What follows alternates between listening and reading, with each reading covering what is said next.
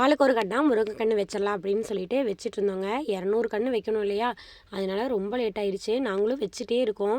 இடையிலலாம் வந்து உட்காரவே இல்லை.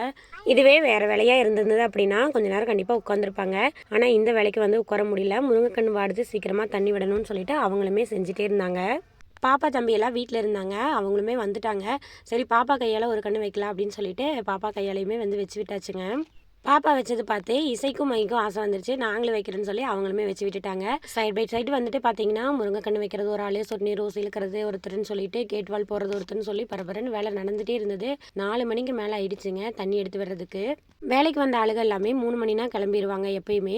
ஆனால் முருங்கைக்கண்ணெல்லாம் வாடிட்டு இருக்கு. சரி 1 மணி நேரம் எக்ஸ்ட்ரா செய்யணும்னு சொல்லி செஞ்சு கொடுத்துட்டு தான் போனாங்க. இன்னொரு ஆள் கிடைச்சிருந்தது அப்படின்னா இன்னும் கொஞ்சம் குயிக்காகவே முடிச்சிருக்கலாம். ஆள் கிடைக்கலங்க. உண்மையாகவே இவ்வளோ நேரமெல்லாம் நான் காட்டுக்குள்ளே செஞ்சதே இல்லைங்க. இதான் ஃபஸ்ட் டைமுங்க. அவ்வளோ ஆர்வமாக இருந்தனால தான் வந்து செய்ய முடிஞ்சுது. 7 மணிக்கு காட்டுக்குள்ளே போனதுங்க. ஈவினிங் 5 மணிக்கு தான் வந்து வெளியிலேயே வந்தோம்.